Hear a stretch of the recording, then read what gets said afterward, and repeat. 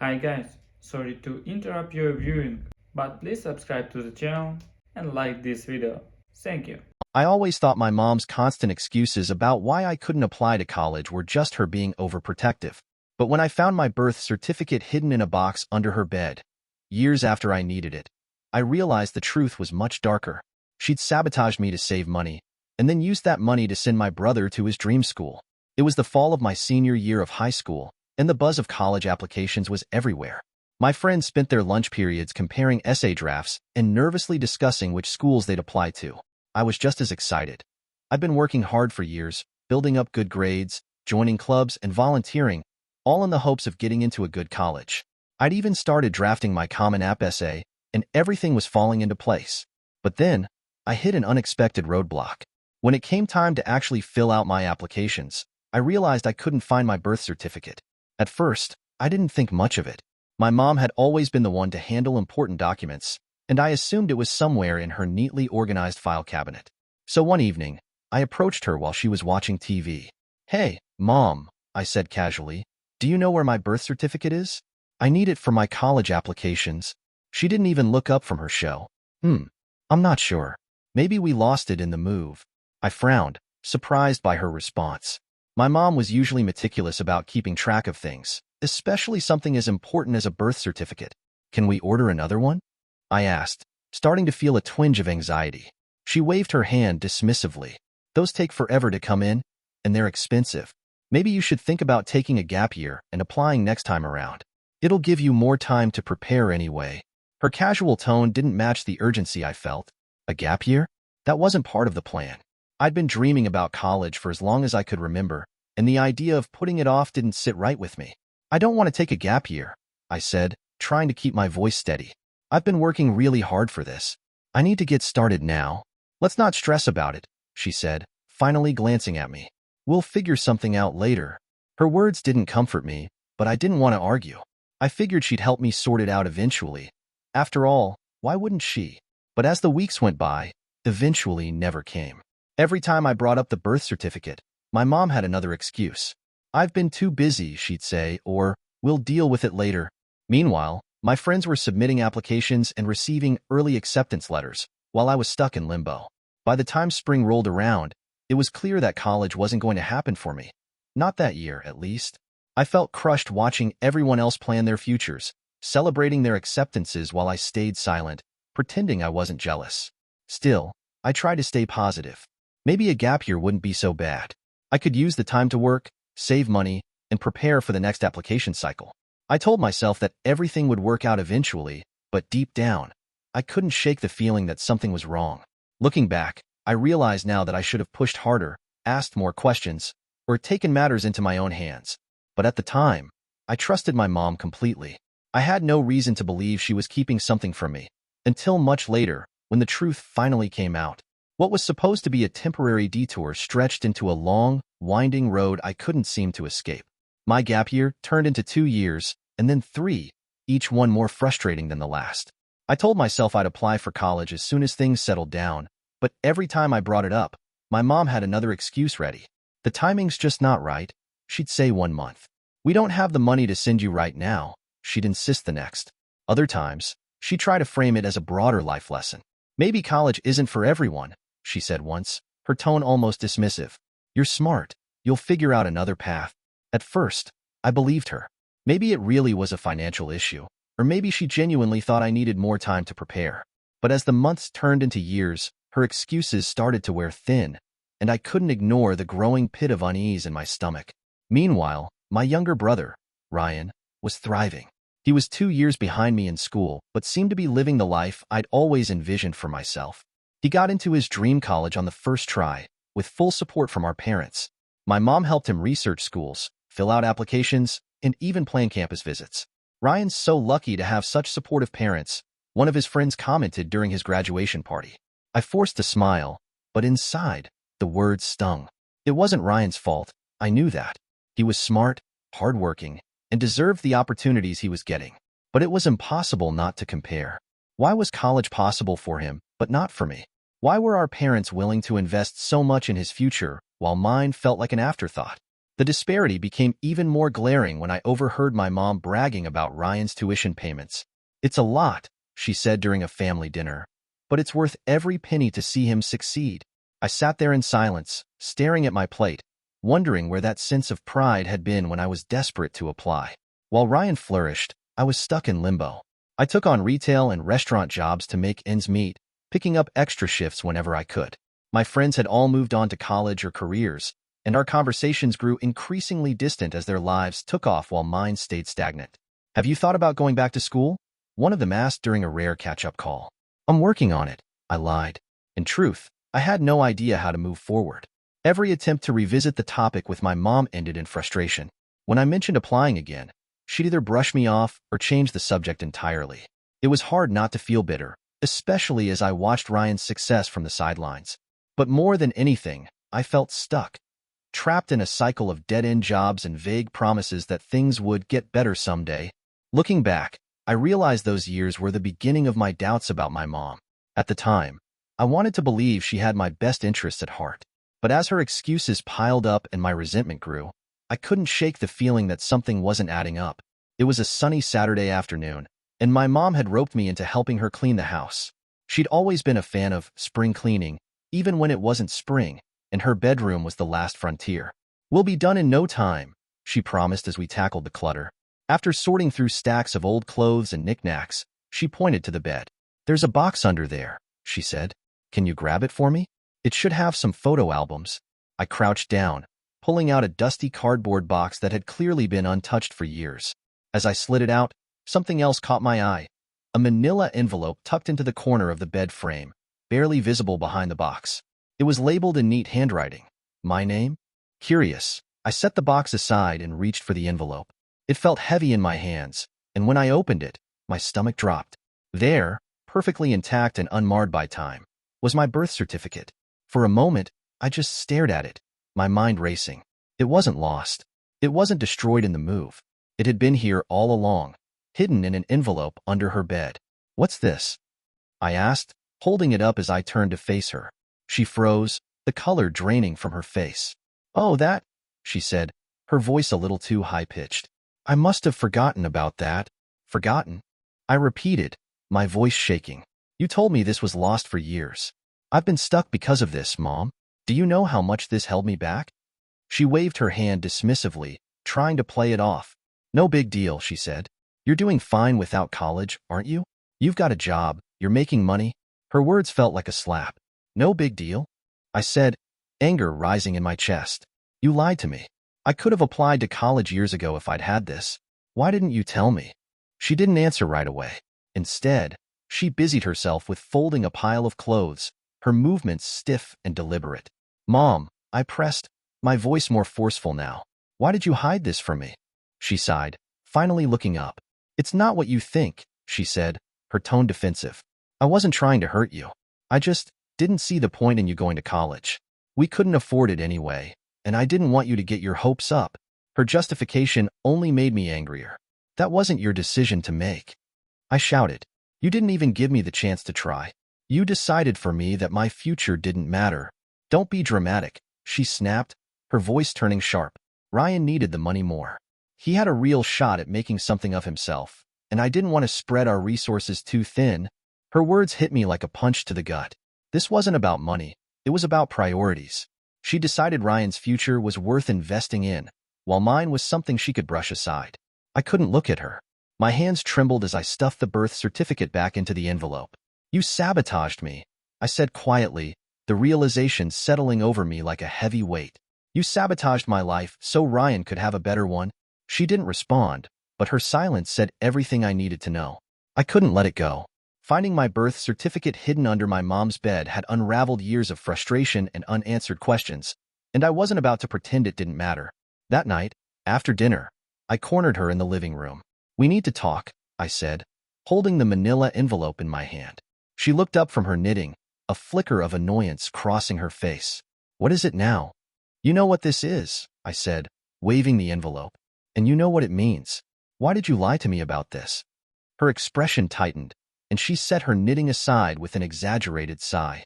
"I didn't lie," she said flatly. "I told you. I must have forgotten where it was." It happens. I shook my head, refusing to back down.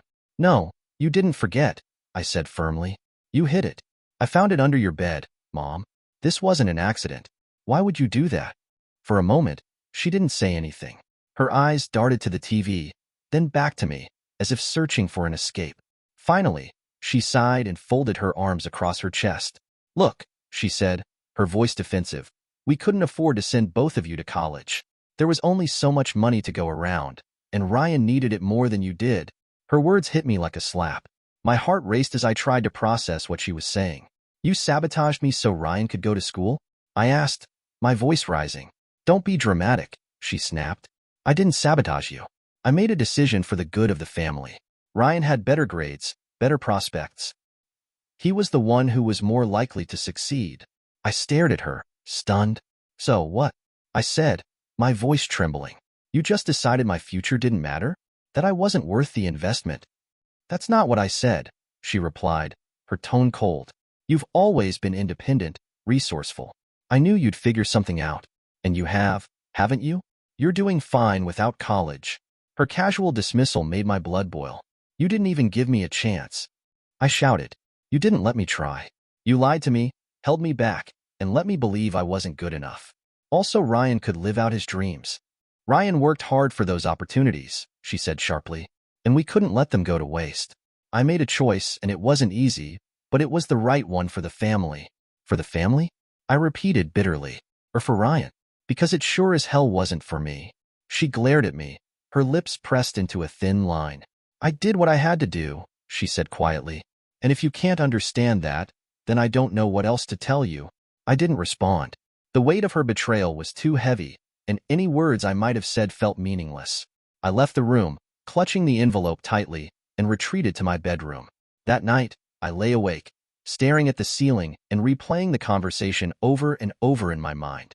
Her excuses, her justifications, they didn't make it hurt any less. She had made a deliberate choice to prioritize Ryan's future over mine, and no amount of rationalizing could erase that fact. For years, I trusted her, believed she was doing her best to support me. Now, I wasn't sure if I could ever trust her again. I couldn't let her excuses stand. Over the next few days, I kept pressing her for the truth, determined to understand why she had done what she did. Each time, her defenses grew weaker, and the full picture began to emerge. Finally, one evening as we sat in the kitchen, I confronted her again. I need to know why, I said, my voice steady but firm. Why did you hide my birth certificate? Don't give me the I forgot excuse. Just tell me the truth. She didn't respond right away, instead stirring her tea in slow, deliberate circles. Then, with a deep sigh, she said, Fine. You want the truth? We couldn't afford to send both of you to college. We had to make a choice. Her admission was like a knife to the chest. So, you chose Ryan, I said, the bitterness in my voice impossible to hide. Her eyes narrowed. It wasn't that simple. Ryan's future was more certain. He had the grades, the scholarships lined up, everything. You've always been smart, but you didn't have the same plan, the same direction. I knew you'd figure something out on your own. Her words only made me angrier. You didn't even give me a chance. I shouted, slamming my hand on the table. You decided my future wasn't worth investing in before I could even try. Do you know how unfair that is? It's not like that, she insisted, her tone defensive. I was doing what was best for the family. We didn't have enough to go around, and I had to make a decision. I thought you'd understand that. Understand what? I said, my voice trembling with anger. That you sabotaged me so Ryan could live out his dreams? That you lied to me, held me back, and made me feel like I wasn't good enough? How am I supposed to understand that? She didn't answer, just looked away, her lips pressed into a thin line. I pushed my chair back and stood up, pacing the kitchen as the weight of her betrayal sank in. You didn't just pick Ryan's future over mine, I said. You took my choice away. You didn't even give me the chance to fight for myself. You made me feel like college was impossible, like it was my fault for not being ready, all while you knew exactly what you were doing. You don't understand what it's like, she said quietly, finally looking at me. Being a parent means making sacrifices, making hard decisions. I did what I thought was right. I didn't want you to struggle with debt, with failure. I was protecting you. Protecting me? I repeated, my voice breaking. You weren't protecting me. You were holding me back. And you didn't do it for me. You did it for Ryan. Her silence confirmed what I already knew. This wasn't about the family, or about making the best decision for everyone. It was about Ryan. In her eyes, he was the golden child, the one who could succeed if only he had the right support. And I was the one who would figure it out. That realization hit me harder than anything else. I'd spent my entire life believing we were a team, that my mom had my back no matter what. Now, I saw the truth. I wasn't part of the family she cared about. Not really. I left the kitchen without another word, retreating to my room and slamming the door behind me. I couldn't look at her, couldn't even begin to process the depth of her betrayal. As I sat on my bed, staring at the manila envelope with my name on it, a wave of anger and sadness washed over me. She hadn't just sabotaged my college dreams. She had stolen years of my life, years I could never get back. And the worst part was, she didn't even seem to regret it. In her mind, she'd made the right choice. But in mine, she'd made the unforgivable one. I didn't mean for Ryan to get caught up in the mess, but the weight of my mom's betrayal had grown unbearable. Every time I saw him, I couldn't help but think about the opportunities he'd been given, opportunities that had been stolen from me. It finally came to a head after a particularly rough day at work. I'd spent 8 hours on my feet, dealing with rude customers, only to come home and see Ryan lounging on the couch, scrolling through his phone. Must be nice, I muttered as I kicked off my shoes. He glanced up, confused. What's that supposed to mean? I hesitated, debating whether to keep the peace or let my anger spill out. The bitterness won. Do you know where the money for your tuition came from? I asked, my voice sharper than I intended. He furrowed his brow. What are you talking about? I dropped my bag on the floor and crossed my arms. Mom didn't just prioritize you, I said. She sabotaged me to make sure you had everything you needed. She hid my birth certificate so I couldn't apply to college. While you were touring campuses and picking out dorm decor, I was stuck in dead-end jobs because she decided my future didn't matter. Ryan sat up straight, his expression shifting from confusion to shock. Wait, what? She hid your birth certificate? Yes, I said, the anger bubbling to the surface. She lied to me for years, told me it was lost, and kept making excuses about why I couldn't apply. Also, she could funnel the money she saved into your education. He looked horrified. I didn't know, he said, his voice shaky. I swear, I didn't know.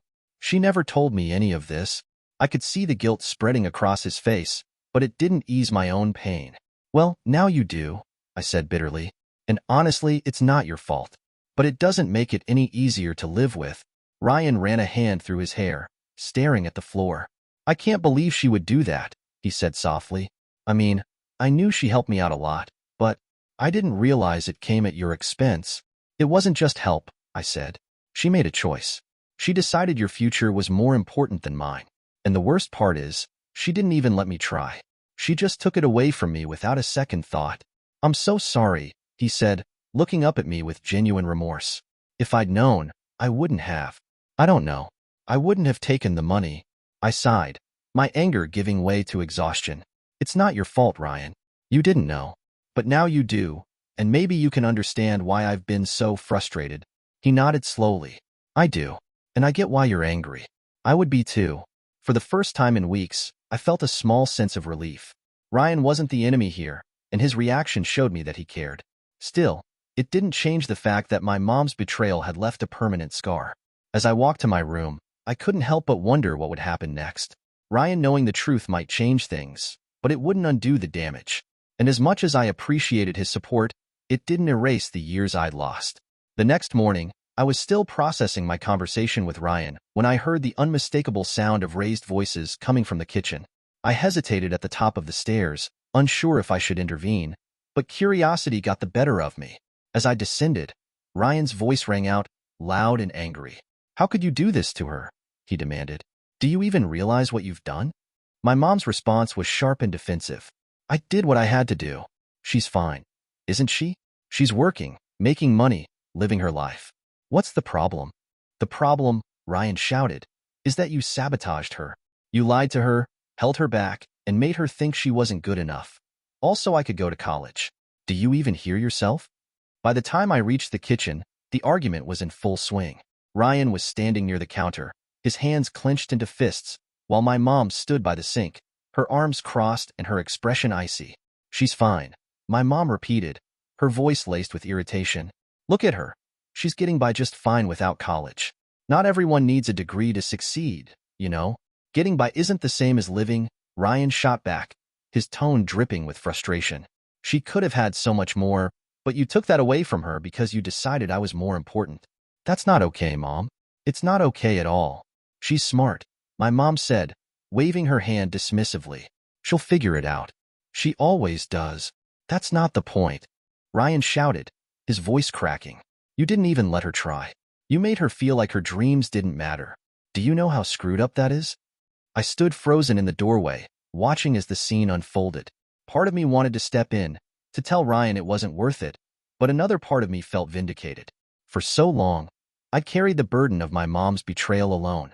Seeing Ryan fight for me felt like validation, proof that my pain wasn't imaginary or exaggerated. The argument went on for what felt like an eternity. My mom refused to back down, doubling down on her justification for her actions. I did what I thought was best for the family, she said repeatedly, as if that made everything okay. But Ryan wasn't having it. You didn't do what was best for the family, he said. You did what was easiest for you. You didn't want to deal with the hassle of helping both of us, so you threw her under the bus. That's not being a good parent. That's being selfish. Her face hardened, and for a moment, I thought she might snap back with something cruel. But instead, she turned away, muttering under her breath, "You'll understand someday when you have kids of your own." Ryan let out a bitter laugh. "If I ever have kids, I hope I'll do better than this," he said, his voice heavy with disappointment. After the argument, the house felt like a war zone. My mom retreated to her room, slamming the door behind her, while Ryan stormed out, slamming the front door on his way to God knows where. I sat on the couch, feeling a strange mix of emotions, anger, sadness, and an odd sense of relief. From that day on, our family dynamic shifted in ways I hadn't expected.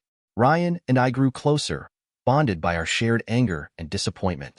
He started asking me more about my plans, offering to help in any way he could. "If you want to apply to college, I'll help you," he said one evening.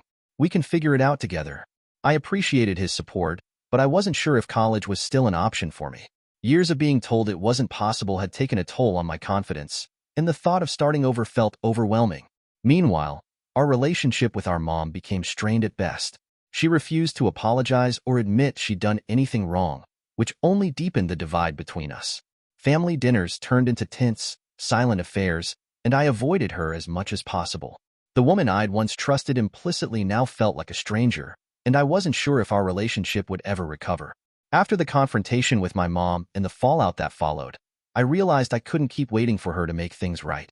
She had made her priorities clear, and I wasn't one of them. If I wanted a better future, I had to take control of my own life. I started by picking up extra shifts at work, pushing myself harder than ever. Mornings turned into long days, and weekends became a blur of clock-ins and clock-outs. I wasn't saving much, but every dollar felt like a step toward freedom. It was exhausting, but it gave me a sense of purpose I hadn't felt in years. At the same time, I began researching my options. Community colleges, online programs, scholarships, anything that could make college affordable and accessible. It wasn't the traditional path I dreamed of in high school, but it was a path nonetheless, and it was mine to carve out. One evening, as I sat at the kitchen table, poring over financial aid applications, Ryan walked in. He looked over my shoulder, his brow furrowing. "What's all this?" he asked. "I'm looking into community college," I said, not taking my eyes off the paperwork. "It's not ideal, but it's a start." He pulled out a chair and sat across from me. "Have you thought about just going straight to a four-year school? I can help with the tuition." I looked up at him, surprised. "Help how?" He hesitated, then said, "I could take a break. Drop out for a semester or two, free up some money. You've already waited long enough. It's my turn to step back." His offer floored me. It was the kind of selflessness I hadn't expected, especially after all the years I'd spent resenting his success. But as touched as I was, I couldn't let him do it. "Ryan, no," I said firmly. "This isn't your fault. You shouldn't have to pay for her choices. You've worked hard to get where you are, and you deserve to finish." He opened his mouth to argue, but I cut him off. "The best thing you can do for me is to graduate and make the most of what you've been given. Let me figure this out on my own." He looked conflicted, but eventually he nodded. "Okay," he said quietly, "but if you ever need anything, money, advice, anything, promise me you'll ask." "I promise," I said, though I hoped I wouldn't have to take him up on it. With Ryan's encouragement and my own determination, I finally enrolled in night classes at a local community college. The first time I walked into a classroom, I felt a mix of excitement and terror. I was older than most of the students, and the gap years had left me rusty. But I was there, and that was what mattered. Balancing work and school was harder than I'd anticipated. There were nights when I barely got any sleep, juggling assignments with double shifts. My social life dwindled to almost nothing, and there were moments when I wondered if it was all worth it. But then I'd think about everything I'd overcome. The years of lies, the frustration of being held back, and the realization that I was capable of so much more than my mom had given me credit for. Over time, I found a sense of pride in forging my own path. It wasn't easy, and it wasn't what I'd planned, but it was mine. Every class I passed, every credit I earned, felt like a victory. And as I inched closer to my goals, I began to let go of the bitterness that had weighed me down for so long. My mom's choices had shaped my circumstances, but they didn't define who I was or what I could achieve. For the first time in years, I felt like I was moving forward, and no one could take that away from me. Years had passed since the confrontation with my mom and the fallout that reshaped our family dynamic. I'd graduated from community college, transferred to a 4-year university, and finally earned my degree. It had taken longer than I'd planned, but I'd done it. I was living on my own terms, with a career I was proud of and a renewed sense of independence. Ryan had gone on to graduate with honors and land a great job, and we remained close, united by our shared disillusionment with our mom. As for her, our relationship had become cordial at best, occasional phone calls, strained holiday visits, and little else. I'd made peace with the distance, knowing it was necessary for my well-being. Then, one day, she called me out of the blue with an announcement that reopened old wounds. "There's something we need to discuss," she said, her tone unusually formal. "Your great-uncle Gerald passed away recently, and he left an inheritance." I didn't know much about Uncle Gerald. He was a distant relative I'd met only a handful of times. Still, the mention of an inheritance piqued my curiosity.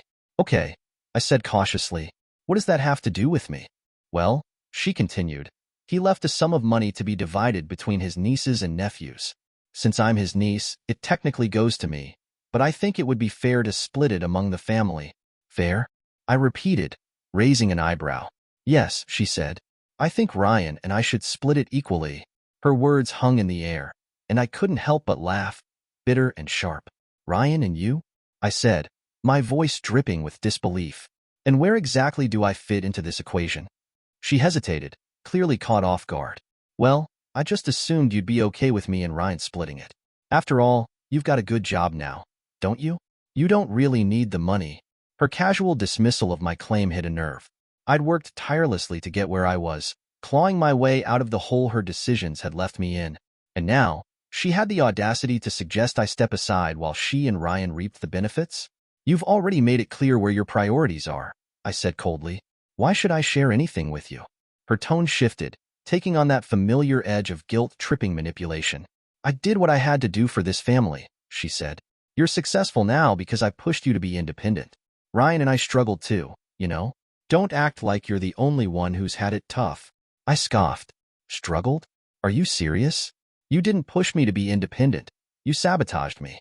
You made my life harder than it needed to be, and now you're acting like you deserve credit for my success? Give me a break." "That's not fair," she snapped. "I sacrificed everything for you and your brother. I did the best I could with what I had." "No," I said firmly, cutting her off. "You didn't. You made a choice, and you chose Ryan. You didn't just prioritize him. You actively worked against me. And now you expect me to share an inheritance with you like nothing ever happened? That's not going to happen." Her voice wavered, a mix of anger and desperation. "Do you really want to be this petty?" she asked. "This is about family. Uncle Gerald would have wanted us to stick together, not tear each other apart over money." "Don't talk to me about family," I shot back. "You're the one who tore us apart. And if Uncle Gerald wanted us to stick together, maybe you should have thought about that before you treated me like I didn't matter." By the time the conversation ended, it was clear that we were at an impasse. My mom was furious, but I didn't care. For the first time, I felt no guilt for standing my ground. I'd spent years letting her manipulate me, letting her excuses and justifications make me doubt myself. But not anymore. Ryan, to his credit, backed me up completely. "She has no right to ask you for anything," he said when I told him what had happened. "You've earned everything you have, and if anyone deserves a share of that inheritance, it's you, not her." His support meant the world to me, but it also solidified something I'd already known. My relationship with my mom would never be the same. She'd shown me who she was, time and time again, and I couldn't keep pretending things would magically get better. The inheritance drama was just another chapter in a story I was ready to close. I'd learned to set boundaries, to protect myself from her manipulation, and to value my own worth. And for the first time, I felt truly free. Today, as I sit at my desk in an apartment I worked hard to afford, I reflect on the journey that brought me here. It wasn't an easy road, but it was mine, and that makes it all the more meaningful. I've graduated, built a career I love, and carved out a life that feels authentically mine. The scars from my past haven't entirely faded, but they've taught me lessons I wouldn't trade for anything. I've learned to value myself in ways my mom never did, to set boundaries, to advocate for my own worth, and to let go of the guilt that once held me back. Ryan and I still talk often. In fact, we've grown closer over the years. He's never stopped apologizing for the role he inadvertently played in our mom's betrayal, but I've told him time and time again that it wasn't his fault. He was just as much a victim of her manipulations as I was, albeit in a different way. Our mom, however, remains a distant figure in my life. We exchange the occasional holiday card or brief phone call, but the warmth that once existed between us is gone. She's tried a few times to mend the relationship, but her apologies always come with conditions or justifications, and I've realized I can't rebuild trust with someone who refuses to take full accountability. It's sad in a way, but it's also freeing. I've made peace with the fact that I can love her from a distance without letting her back into the parts of my life she once controlled. Her choices shape my circumstances, but they don't define who I am or where I'm going. Instead, I focus on the relationships and accomplishments that bring me joy. I've built a network of friends who feel like family, people who support and uplift me without expecting anything in return. I've poured my energy into my career, finding fulfillment in work that challenges me and makes a difference. Sometimes, late at night, I think about what might have been, what my life would look like if things had gone differently. But those thoughts don't linger for long. The truth is, I'm proud of where I am now, and I wouldn't trade my hard-earned independence for anything. For the first time in my life, I feel truly free from the expectations and manipulations that once weighed me down, free to make my own choices and live life on my own terms. And that freedom? It's worth more than any inheritance.